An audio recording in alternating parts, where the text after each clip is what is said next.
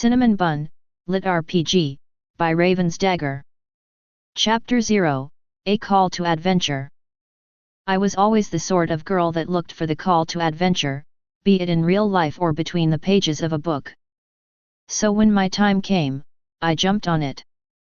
It all began one fine morning in math class.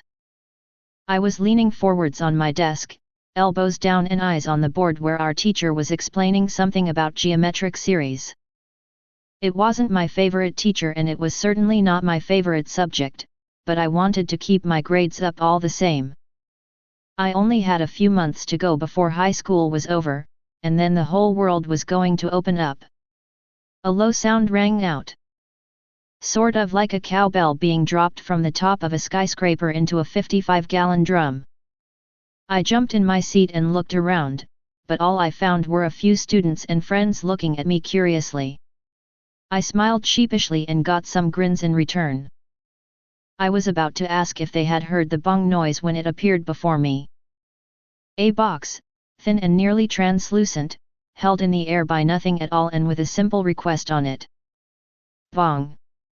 A great evil has set its root in the world. You are called upon to save it.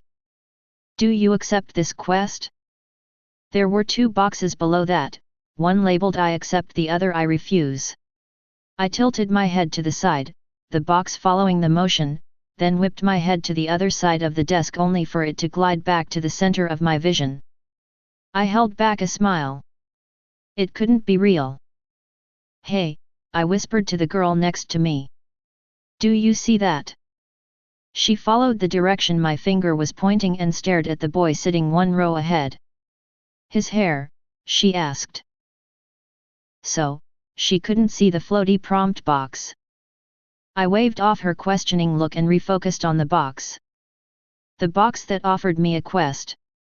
The box that had appeared with a sound no one else could hear. The box that I suppose no one could see. My grin was so wide my cheeks were hurting. I considered what my parents would say, but they were both struck with wanderlust and were the ones responsible for my desire to see the world. They would have been tapping the I accept box a million times a second by now. Grin firmly in place, I reached out and pressed the I accept button. Ding! The world thanks you for your sacrifice. I promptly fell onto my butt. The world had changed in less time than it took to blink. I wasn't in a sterile classroom anymore with a window overlooking a snowy courtyard or surrounded by about 20 other bored students. No desks, no chairs, no low rumble of distant cars and air exchange systems. Instead, there was birdsong and the croaking of frogs and the gentle murmur of wind through trees. I hopped to my feet and looked around. I was in a room still. Most of a room. An X-room. The floor was paved with large flat stones slotted into each other, and the walls were made of a slightly different kind of stone with thick wooden beams running up to the ceiling above. Tables that had rotted away were left lying around next to crushed chairs and piles of mulch that might have been leaves once. The entire room stank of mold and rot. It reminded me of camping out in the woods when I was a little younger. Most of one wall was entirely missing. Whoa, I said as I moved as close to the edge as I dared. It was immediately obvious that I was in a tower of some sort, one that rose a level or two above the treeline of the forest beyond. Trees stretched out as far as the eye could see, a sea of swaying green treetops that rose and fell with the dip and rises of the landscape. In the distance was a grey blur that might have been a mountain range that swept into the horizon. I couldn't see any lakes or rivers, but could hear the nearby gurgle of water splashing against stones. Maybe the tower's other side was against the ocean or a river or something. I couldn't tell, and in that moment it didn't matter. The giddiness rose up in my tummy like an overflowing well, and it burst out as a happy giggle. Yes! Yes! Yes! I shouted to the heavens as I started jumping around the room, arms waving in the air with every cheer. I made it! I get adventures and dragons and princesses! I ran in little circles while giggling and might have boogied down a little, shaking my hips as happy energy coursed through my veins. Woo! This is going to be awesome. My scream sent birds flying into the air all in a flutter. A bell sounded, light and tinkling, like crystal chimes being struck together. Ding! For completing a special action while devoid of classes, you have unlocked a new class. My breathing hitched, but if anything the core of excitement in my gut only grew bigger. A class, I whispered. Ding! You are now a cinnamon bun. Health plus 5. Stamina plus 10. Mana plus 5. Resilience plus 10. Flexibility plus 10. Magic plus 5. Really? I asked the prompt, but its only response was to fade away. The tropes and stereotypes of a game weren't new to me, of course, but I had never heard of a class called Cinnamon Bun. I had eaten some of those before, in fact, and they certainly didn't taste like something someone could be. But maybe this world was different. I hoped that this world was different. With dragons and elves and monsters of all sorts. I would be able to grow strong and tough, and I'd meet a dragon and ride it into battle and maybe have tea with some dwarves, and I was getting ahead of myself. There was usually some menu or status page in the books that I'd read. And so thinking, my mind was flooded with information. Not very much, but some facts and figures and a sort of memory of a screen. Whoa! Name Broccoli Bunch. Race human. First class cinnamon bun. Age 16. Health 105. Stamina 110. Mana 105. Resilience 15. Flexibility 15. Magic 10. Skills rank N/A. So cool. This, of course, prompted more happy dancing. I had a class and an empty skills list and a bunch of numbers that meant more than anything I had worked on in maths class. Also, magic. I didn't know what some of them meant, but it didn't matter. I had them and they were mine. A bit of a push and the box with my status and all appeared before my very eyes. I hugged it. Or, well, I tried to hug it. The box kept juking out of hug reach, even when I started laughing and skipping after it. It was a good box and good boxes deserved all the hugs. Then, with a soap bubble-like pop, the box disappeared. Okay, Brock, calm yourself, I said between still escaping giggles. A few deep breaths helped to chill me out. I wanted to sit down, to inspect my super cool new stats and maybe to skip some more because I felt brilliant. Unfortunately, the tower's floor was a mess. Tables ruined, chairs, all save for one rickety thing in the corner, all busted up. There was a shovel with a flat head leaning against one wall though, and an ancient broom with bristles made from some plant or another. If I wanted to have a rest, this wasn't the place for it, not unless I cleaned it up a little. The only exit to the room was behind a stack of fallen stones, each one looking as if they weighed as much as I did. I pulled up the only seat that looked able to take my weight, then wiped its surface clean. Ding! For doing a special action in line with your class, you have unlocked the skill, cleaning. I laughed. A skill. A silly, rather boring skill, but maybe one that would help. It would help even more if I grinned a little, and I did like cleaning. Nodding to myself, I picked up the broom and shovel and got to work. First making sure that the ground below the opening in the wall was clear of anyone or anything, then I started shoveling up the dead leaves and pushing them out. A bit of grunting and some sweating had the broken tables busted up even more and stacked up neatly off to one side. The moldier bits I tossed out. Maybe I would have to build a fire later. Not that I had a lighter or matches, but I could make do. Then came the sweeping. I swiped at the cobwebs in the corners, swept the floor clean and even dusted off the one usable chair I found. Every so often I felt a whisper of a ding in the back of my mind, like a distant noise that was just barely audible. A quick bit of focusing revealed that it was my cleaning skill rising up, and quickly at that. Probably because of its low level, I decided. Soon enough the room was as clean as it would be. The mold brushed off the walls with more enthusiasm than skill, the floors swept, the broken furniture sorted and a small table and chair arranged to one side where I could sit down and relax. I sighed as I flopped onto my seat, the old wood creaking under my weight but not breaking. Classes, I decided. That's where I would start. First class, Cinnamon Bun. Level 0. You are the cinnamon bun. Too good for this world. Too pure. You are the perfect support and friend to all. Nature itself smiles upon you. Cleanse this world of its impurities in the name of love and justice.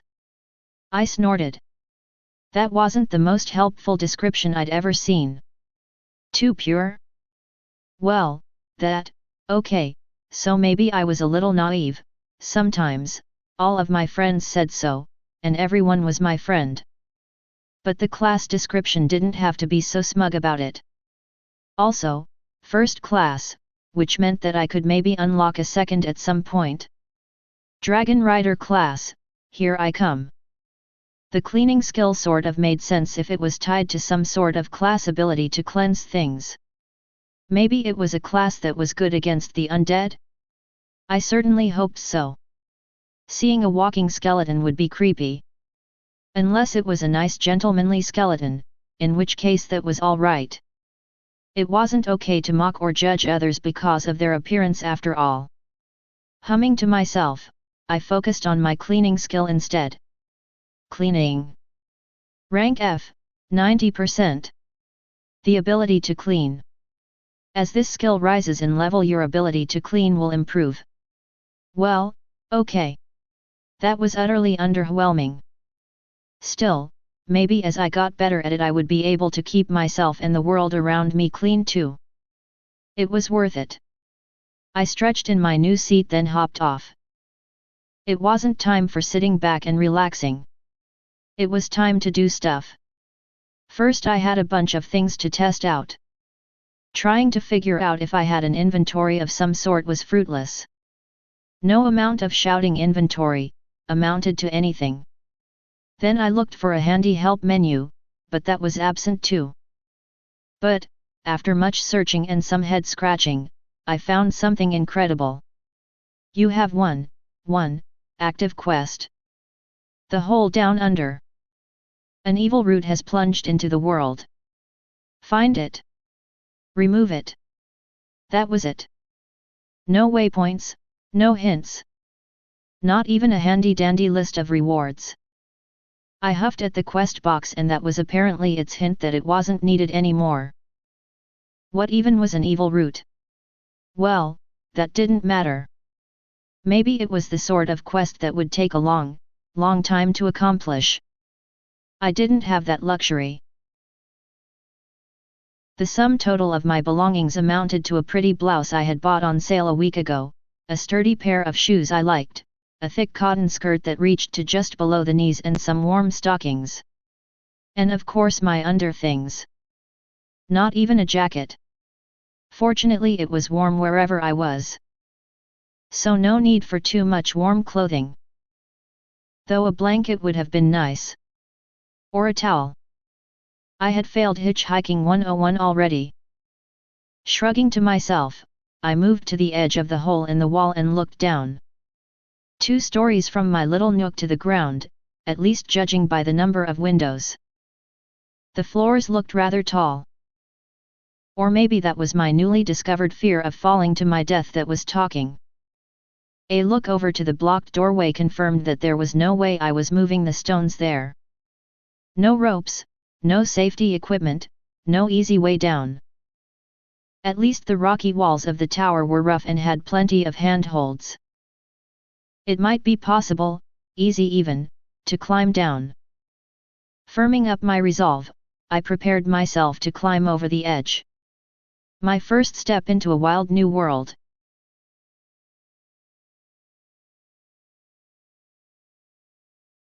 Cinnamon Bun LitRPG, by RavensDagger. Chapter 1, Like You've Seen a Ghost. I swung my foot around, searching for purchase across the stony wall until I felt an outcropping big enough that the toes of my shoe could grab on. Bouncing a few times, I tested my weight and balance on the hold, then gently moved my other foot around while lowering my body. I had been climbing for a whole 10 minutes already, and so far my descent had lowered me by maybe 6 or so feet. It was hard and slow and a little nerve-wracking. Not having any ropes was the worst part of it. My original goal had been to climb all the way to the bottom, but there was a window a whole lot closer to the ground and it didn't seem to be blocked by anything, any frame it might have held long gone. Crossing my fingers metaphorically, because if I let go of the wall I would go splat, I hoped that there would be a way to move down the tower from within. It was some long, sweaty work, with the sun straight above and beaming down on my head, but I managed to make it close enough to the side of the window to peek inside. The room was a mess, with large wooden racks toppled over and part of the floor, wooden this time, burned though. Still, other than a few cobweb-weaving spiders there wasn't much to see. I stepped on the windowsill and crouched down before placing one foot on the floor. It held my weight with no creaking or bouncing, so I hopped down. I had made it.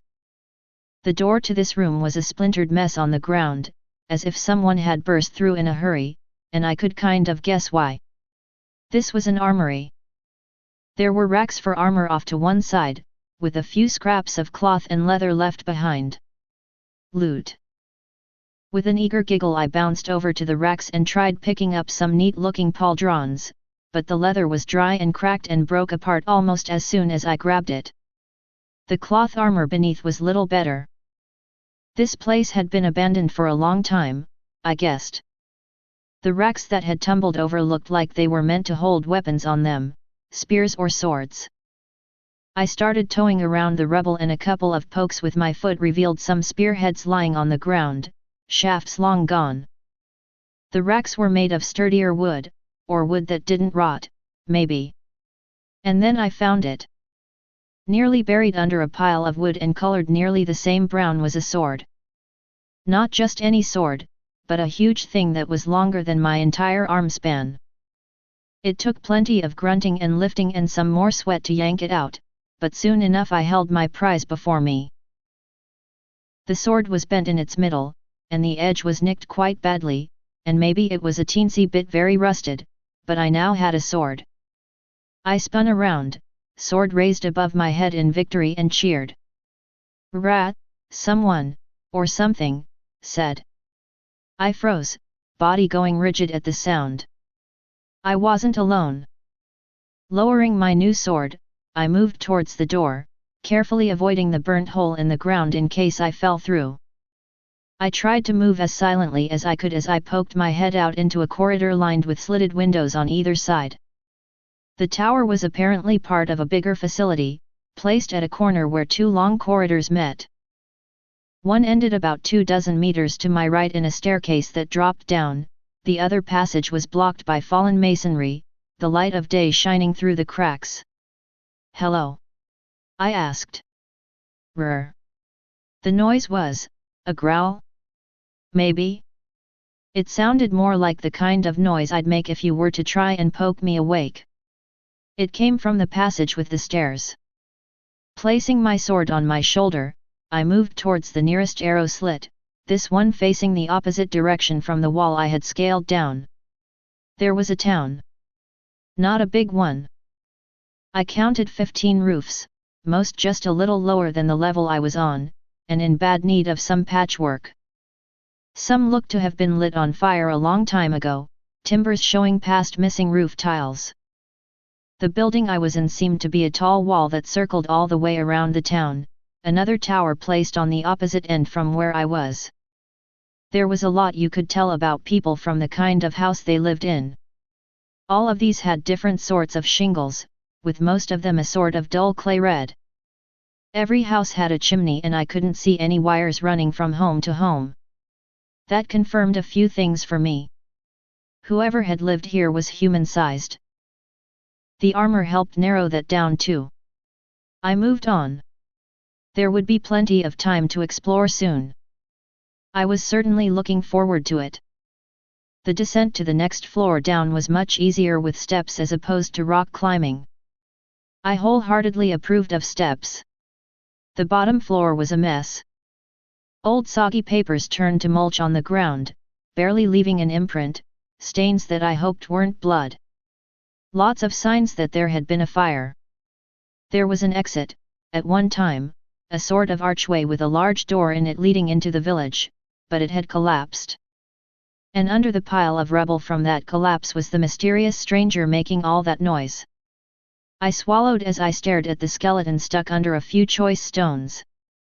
Glowing eyes fixed onto me and its head and neck wobbled a little, the one arm that wasn't pinned in place wiggling futilely in my direction. "Rawr," it said. The room across from the archway where the skeleton was pinned looked like a sort of office space. Big old desks covered in rotting papers and the tattered remains of a flag on one wall. Another wall had had a hole blown through it, revealing a bunch of beds in neat rows with chests next to them. Nothing that could hurt me. "Ah, hi," I asked. "RRR," the skeleton replied. He seemed dead set on hurting me. I held back an inappropriate giggle and moved closer. "Hey there," I said in the same voice I would use to greet a doggy. "You're a nice skeleton, aren't you?" "Yes you are." "Rawr," the skeleton replied. He didn't like that I was coming closer. "So, magic really is real around here," I said, the giddiness in my tummy returning. "I'm sorry, Mr. Skeleton. Didn't mean to disturb your rest. I should probably have considered burying the poor thing. It was rather pitiful. Then again, I had yet to explore the rest of the tower. Maybe there was a crypt I could put him in? Or a nice graveyard. I considered using my handy-dandy new sword, but Mr. Skeleton had never done anything to me. "Is it Mr. or Miss Skeleton?" I asked. "RRR. I hummed. How about Bonesy? Nice and gender, and life, neutral." "Rara. I agree," I said. "It's a fine name." I reached down and patted Bonesy where it couldn't reach its head. "I'll be back." The office was split into two parts. The front more of a reception area of some sort and the back a more private and secluded office. With the little light coming in from the passage where Bonesy was resting it was hard to tell. I searched through the desks, prying drawers open with my great sword of prying +1 but only found rotten knickknacks and some papers that were impossible to read in the low light. I stacked those that looked to be in better shape on the desk nearest the exit. The big office at the back didn't have much more in it.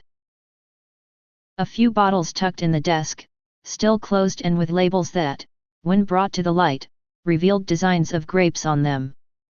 A rusted flask, a dagger that was in even worse shape than my sword. There was a chest behind the desk, in surprisingly good shape, but I couldn't find a way to open it. I managed to drag it closer to the front, but the effort wasn't worth it, and my great sword of prying +1 wasn't tough enough to open the chest. All I managed was to make the tip break off when I tried. Giving up for now, I moved into the barracks. The mattresses were all filled with rotting hay and the entire room stank of mildew. The smell only grew worse when I found a small bathroom of sorts tucked in the back. Each chest was opened and each of them was a disappointment. They were either empty already or the only things within were old and stinky. Worn boots, some cloth that resembled Swiss cheese, a few belts that were stiffer than my sword. I did find a few coppery coins that had turned green with verdigris spilling out of a pierced sack, and one chest had a haversack that was in decent shape. It was empty, but that changed as soon as I put my newfound coppery wealth in it. A peek into the bathroom revealed something neat. There was a shower, which confused me until I noticed the stone covered in strange glyphs held by a sort of metal sconce above. Magic showers. Neat. I found a sort of pad on the wall that had a corresponding glyph on it, but pressing did nothing. Pressing and pouting also did nothing. But pressing and pushing with my mind, as if I had to poop really bad, made the glyph above glow and a spray of water came out.